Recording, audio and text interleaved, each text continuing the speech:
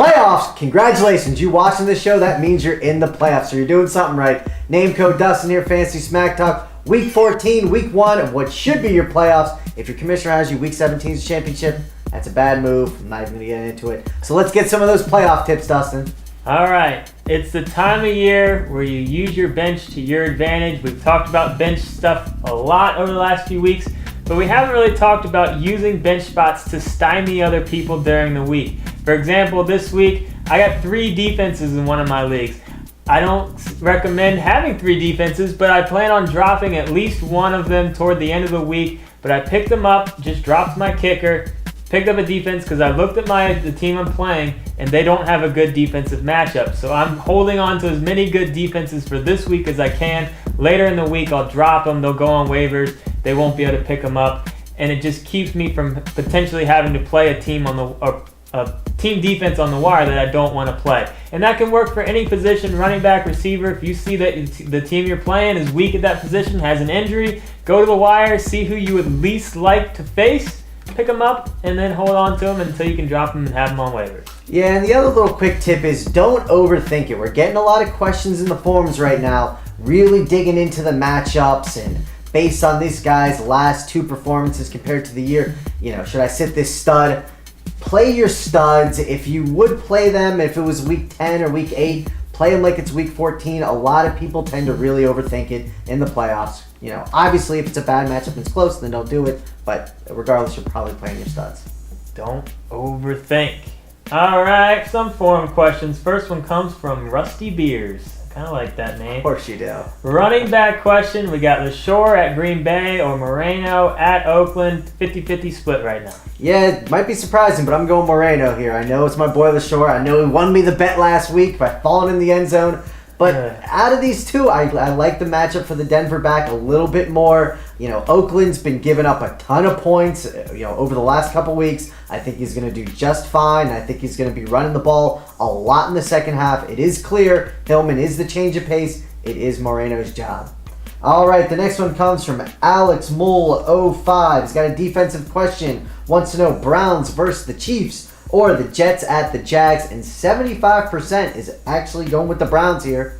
Dustin? I mean, it's definitely close. Browns are at home, so that's slight advantage there. But I'm leaning towards the Jets on this one. I'm starting them in a couple of my leagues. They were somewhat disappointing last week as far as Arizona, just because we had high expectations. But they didn't necessarily disappoint. But going up against Jacksonville, the Jets. Run D isn't that great, and their pass D is pretty solid, but when you look at Jacksonville's running backs, they're on their 4th string guy at this point. Special teamer.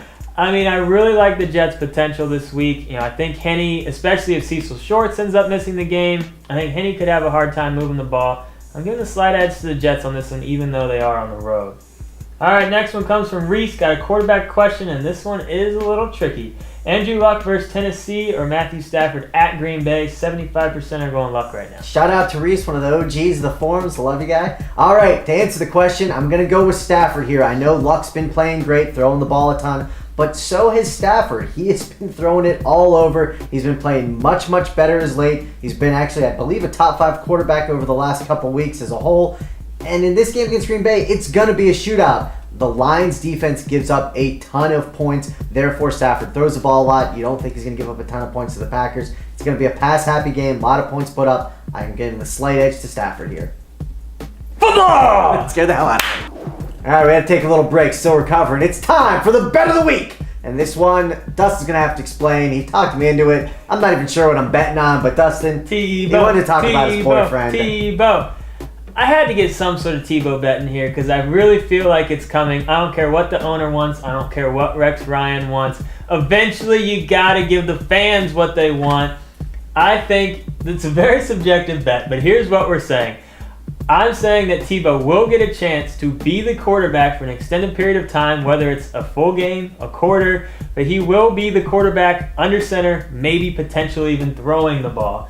And he will come through. That's the very subjective part. We will have to agree on what comes through means, but the fans are going to get Tebow in that game. Sanchez, the guy is terrible. He's going to come out, throw a pick or two here, and the whole stadium, they're going to be playing from home, obviously, but the stadium is going to be chanting Tebow. And you have this home caveat. But it's going to happen.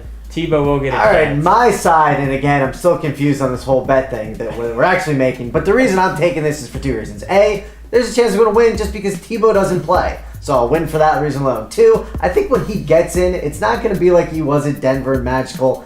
I don't think he's going to play well if he does get in. He might do okay, but Dustin said he's going to have decent value or do decently well. Even better than decent. He's going to do well when he gets in. So I think I have two reasons to win here.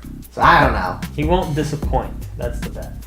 Well, nothing he does disappoints you. No, that's right. So I win. Jeez. All right, let's get into our sleepers and busts. I'm going with a couple of tight ends because I have this exact same scenario in one of my leagues. My sleeper, I'm going with Jacob Tamme. He was one of our favorite sleeper tight ends coming into the year, but just really disappointed for the first half. But he started to, get going a little bit. He was a highly targeted guy with the Colts back when he was there with Manning. And last week he had 13 targets. Love targets. They play Oakland this week. Hopefully Oakland can keep it somewhat close so that Manning will have to throw at least some in the second half. I love Tamme, and my bust is going to be Antonio Gates. I finally gave up on him. I didn't start him 1 week this year, and that was the week he got 2 touchdowns. And now I'm not starting him again. Luckily, having Gates, I still made the playoffs. But going up against Pittsburgh, I don't like the matchup. And I know there's a lot of other owners that have been just like me, waiting Gates out this entire time. Don't do it this week. I'm not necessarily saying drop him, but I like Tamme more, and there's probably a couple other tight ends I'd like more than Gates this week too. But you did drop him. I'm not saying that other people should, but I did. Okay. Because I'm tired of it. I don't care. I'm riding someone else out. All right, my sleeper, and I'm digging a little bit deeper. If you got like a Percy Harvin and you got real issues with there and the wire's thin, I kind of like Kenny Britt. He's a big receiver. He's been getting more and more targets. He's more and more healthy. He's got a nice matchup against Indy too. Indy's been giving up a lot of points. I expect that a lot of passes on both sides of the ball. I could see Britt getting into the end zone.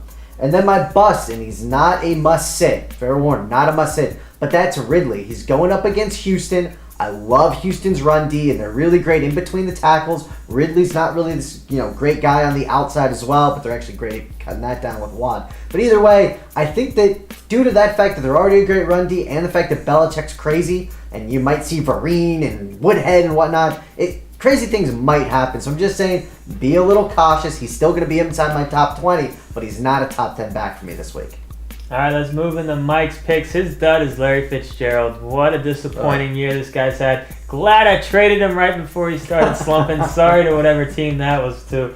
But Larry Fitz going up against Seattle, not necessarily the best matchup. And at this point, someone please just throw the ball to Larry Fitz. The quarterback situation has just been terrible. He's got to be getting frustrated, but he's not a stud at this point. So, like Brent was saying earlier, start your studs. No. He might be a stud talent, but he is not a stud when it comes to fantasy anymore. Probably stay away from him this week. His sleeper is Montel Owens, Jacksonville, 4th string running back at this point, but he's not that bad. He has shown some signs when he has touched the ball of being okay. The Jets do give up some yards against the run, so there's some potential there. He's liking him as a flex, maybe an RB3 in some leagues, but it's a little scary. But if you're definitely desperate for a running back, he could be a guy. If you're digging. But that'll do it. Week 14. Hopefully y'all make it through to the next round, and if you do, we'll certainly be here giving you any more tips and advice. And if you got any questions, post them in those forums. We expect to make it. Pen flip. Pen flip. Oh, that was such a choke.